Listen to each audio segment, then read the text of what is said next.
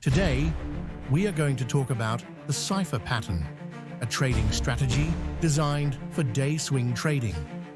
This pattern was originally discovered on a 60-minute chart, but can be identified on virtually any time frame.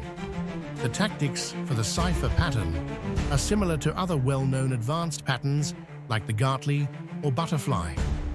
The Cypher Pattern seeks to identify 4 market moves and 3 major Fibonacci zones, which combine to form the 5 points X, A, B, C, and D, fulfilling the pattern rules. The Cypher Pattern begins with a market movement impulse leg that establishes our X and A points.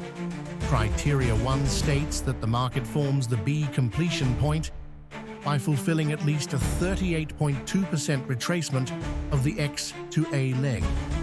The A to B move remains valid as long as there is at least a 38.2% retrace of X to A and no candle closes beyond the 61.8% retrace of X to A.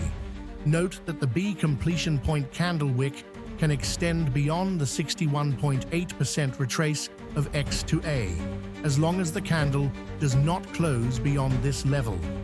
Criteria 2 specifies that if Criteria 1 has been met, the market forms the C completion point by fulfilling at least a 127% extension of the X to A leg. The C point remains valid as long as there is at least a 127% extension of X to A, and no candle closes beyond a 141% extension of X to A. In a valid B to C move, there must be a candle close beyond point A. Failure to achieve this results in a double top or double bottom, which is irrelevant to this pattern. Criteria 3 states that if Criteria 1 and 2 have been met, the market forms the D completion point and entry point by fulfilling a 78.6% retrace of the distance from X to C. In a valid B to C move, the 78.6% retrace of X to C must exceed the distance from C to B. For trade management, place a limit order at the D completion point, which is 78.6% of X to C.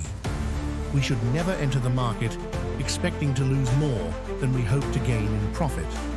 Thus, our risk should never exceed a 1-to-1 risk-reward ratio. We should always aim to minimize potential losses and, if possible, use a more favorable risk-reward ratio than 1-to-1.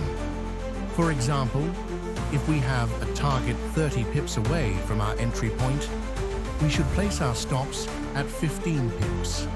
For targets and position partitioning, target 1 is the 38.2% retrace of the C to D leg. When this target is reached, move your stops to break even and begin partitioning your position by closing a portion of your initial trade. Target 2 is the 61.8% retrace of the C to D leg. Upon reaching this target, continue partitioning your position and activate a dynamic stop or trailing stop. This will allow you to remain in the market more comfortably and without risk, knowing that your stops will automatically adjust based on any additional movements beyond your second target. This is the Cypher Pattern. Thank you for watching, and don't forget to subscribe and hit the like button. Happy trading!